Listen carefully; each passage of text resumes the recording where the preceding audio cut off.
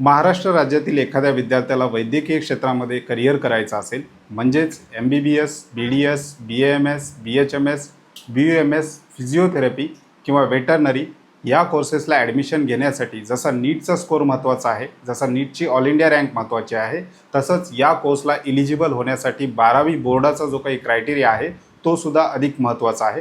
नेमका क्रायटेरिया कशा प्रकारे आहे ते आपण पाहूया।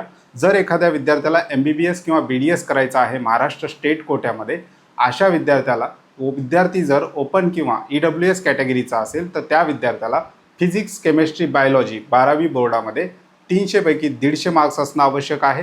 जर विद्यार्थी रिझर्व कॅटेगरीचा असेल त्या विद्यार्थ्याला फिजिक्स, केमिस्ट्री, बायोलॉजी 12वी बोर्डामध्ये 300 पैकी 120 मार्क्स मिळवणं आवश्यक आहे। त्याचबरोबर एखादा ओपनचा PWD अपंग किंवा दिव्यांग विद्यार्थी असेल, अशा विद्यार्थ्याला 300 पैकी 135 मार्क्स मिळवणं आवश्यक आहे। हे झालं MBBS BDS साठीचा क्रायटेरिया। मागच्या वर्षीपासून आयुष कोर्स म्हणजेच BAMS, BHMS, BUMS या कोर्सला जो काही PCBचा क्रायटेरिया होता 12वी बोर्डाचा तो NCISMनी काढून टाकलेला आहे।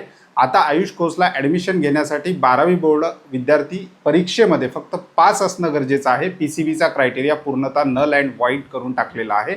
जर एखाद्या विद्यार्थ्याला वेटरनरीसाठी किंवा AFMCसाठी काय क्रायटेरिया आहे हे जाणून घ्यायचं असेल तर याविषयी डिटेल व्हिडिओ आमच्या यूट्यूब चॅनलवर आपण टाकलेला आहे। आमच्या यूट्यूब चॅनलची लिंक जी आहे ती आमच्या इंस्टाग्रामच्या बायोमध्ये दिलेली आहे। त्या लिंकवर क्लिक करून तो विस्तृत व्हिडिओ PCB क्रायटेरियाचा तुम्ही त्या ठिकाणी पाहू शकता।